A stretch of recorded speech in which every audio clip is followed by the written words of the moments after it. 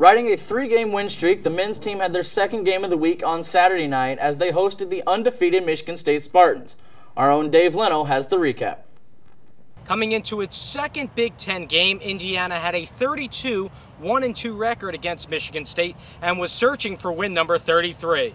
The story of the game was Hoosier Kevin Alston, who propelled Indiana to a 2-0 victory against Michigan State. The sophomore star out of Silver Spring, Maryland, shined bright Friday night, scoring his first and second goals of the 2007 season. Alston, who plays as a back and as a midfielder, connected in the 38th minute of the first half and the 9th minute of the second half. It was a rush. Everything started, my veins started pumping blood, flowing. It was exciting. It felt great. I was happy with the performance, and Kevin Alston, I'm just happy to see him get those 2 goals. He's had a great season up to this point in time, and I expect them to get even better and better with every game. The Hoosiers improved their overall record to 7-3-1 and 2-0 in the Big Ten. Coach Freitag's ball club will take their 4-game winning streak to Louisville on Wednesday to battle the Cardinals. Reporting from Bill Armstrong Stadium, Dave Leno, Hoosier Sports Night. So the Hoosiers' win streak extends to 4 games. Brad Ring scored his second goal of the season in the win over UIC, while Kevin Alston scored the first 2 goals of his career in the win over MSU. The IU defense was dominant, anchored by keeper Shea Kane, who notched his 6 saves in the 2 shutouts. On the women's side, the Lady Hoosiers played to a 1-1 tie with Michigan last weekend in Ann Arbor. Senior Lindsey McCarthy scored the goal for IU. It was her second on the season.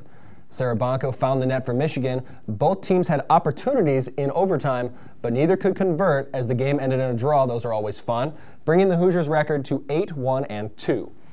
And the Lady Hoosiers were looking to follow up that tie and extend their unbeaten streak to 11 as they were in East Lansing to take on Michigan State. The game was a defensive struggle, but IU senior Lindsey McCarthy was able to find the net at the 72-minute mark off an assist from Christy Katinsky. With the support of goalie Lauren Hollinsworth, 4th shutout of the season, the Hoosiers were able to leave with a 1-0 victory, improving their record to 9-1-2 and 3-0-1 in the Big Ten. Here at Hoosier Sports Night, sometimes there's just too much news for us to cover. That's why we have Mark Kaplan here with the rundown. The biggest game of the week featured the 9th-ranked Florida Gators versus the number 1 team LSU Tigers. Beer me the highlight. LSU down by 10 no longer when Keelan Williams gets the toss and shows that he is the boss as he scores a touchdown to cut the lead to 3. The Gators would answer when Tim Tebow was just being Tebow as he hits Cornelius Williams for the easy 31-yard touchdown. But that would be the last time the Gators scored. LSU should go out and buy some lottery tickets because they were 5 for 5 on 4th down as they came back to beat the defending champions 28-24. They now remain number 1 in all thy land. The upset special was one no one would ever expect. Then again, that's why they call it an upset. As the number 2 ranked USC Trojans, who were favored by 41 points, hosted Jim Harbaugh's Stanford Cardinals. Let's get to the part that matters. Stanford down by 1, 4th quarter, 4th and 20. But have no fear, Tavita Pritchard is here as he completes the 20-yard pass for the first down. Now 4th and goal, last chance for Stanford. Run? Nah. I think I'll pass to Mark Bradford to make the catch for the game-winning touchdown as Stanford wins 24-23. The ACC had 2 of its top teams face off as the 15th-ranked Virginia Tech Hokies took on the 22nd-ranked Clemson Tigers. This one was decided early on as Clemson's opening drive. It's 3rd and long. Cullen Harper is looking long when DJ Parker picks it off, picks up a 6-pack on his way to the house to put them up 7-0. The Hokies up 10 when Clemson punts. Bad idea. Eddie Crown Royal breaks a tackle, runs around some folks, and just like the drink, he goes down smooth for an 82-yard punt return for a touchdown, giving the Hokies a 17-0 lead.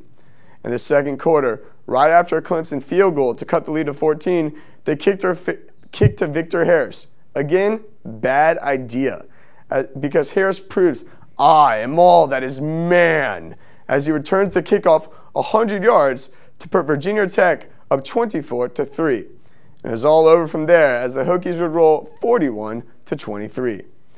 The AP Top 25 has some major changes as well as some new additions. Cal moves up 2 spots after the Trojans loss as they move all the way down to 10. Missouri is now ranked 11th as they move up 6 spots after they beat Nebraska. The additions include Illinois at 18, Kansas, that's right, the Fake Birds are ranked 20th after they beat Kansas State, and the Seminoles are back in the top 25 as they're ranked 21. I am Mark Kaplan, and that is the rundown. We're going to take a quick commercial break. Coming up on Hoosier Sports Night, the field hockey team was hosting a top 10 opponent. And the women's tennis team was hosting a tournament here in Bloomington. See how both teams fared when we return on Hoosier Sports Night.